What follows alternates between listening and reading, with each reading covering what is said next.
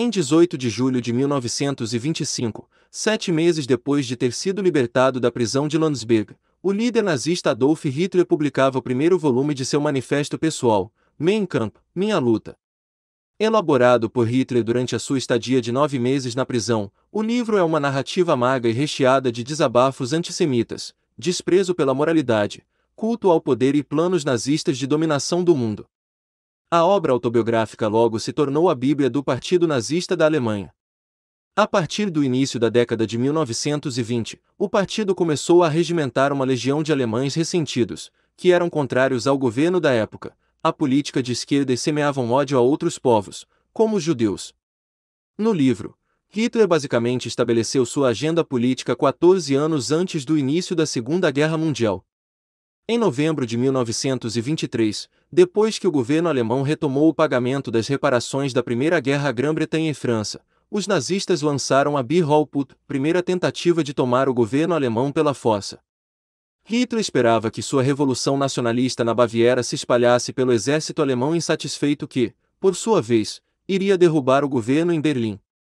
No entanto, a revolta foi imediatamente reprimida, e Hitler foi preso e condenado a 5 anos de prisão por alta traição.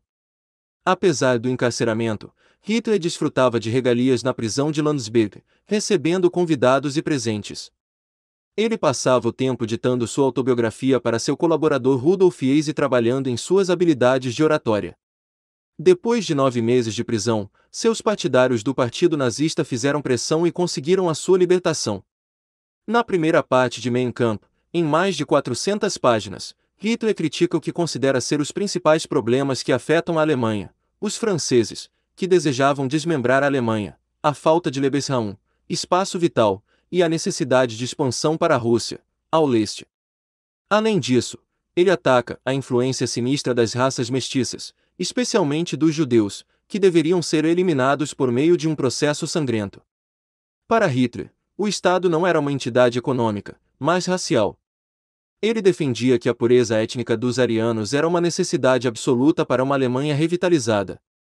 Em Mein Kampf, Hitler também mostrava seu desprezo pelos comunistas e marxistas russos. Se, com a ajuda de seu credo marxista, os judeus forem vitoriosos sobre os outros povos do mundo, sua conquista será a coroa fúnebre da humanidade, e este planeta, como aconteceu há milhares de anos, se moverá através do éter desprovido de homens. Em resumo, no primeiro volume da obra, Hitler defendia guerras contra a França e Rússia, a eliminação de raças impuras e ditadura absoluta. O volume 2 de Mein Kampf, com foco no nazismo, foi publicado em 1927. As vendas da obra completa foram baixas ao longo da década de 1920. Somente em 1933, primeiro ano do mandato de Hitler como chanceler da Alemanha, as vendas subiram para mais de 1 milhão de exemplares. Sua popularidade chegou ao ponto em que se tornou uma tradição dar uma cópia do livro a casais recém-casados. Durante os próximos anos, Hitler e outros líderes nazistas reorganizaram o partido como um movimento de massa fanática que obteve maioria no parlamento alemão, o Reichstag.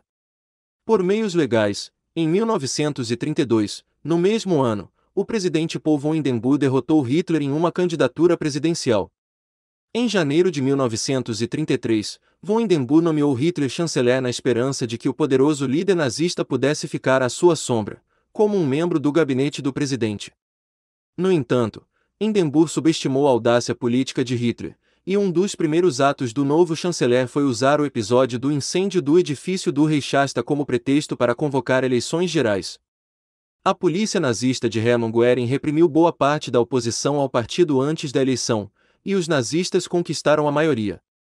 Pouco depois, Hitler assumiu o poder absoluto através dos atos políticos.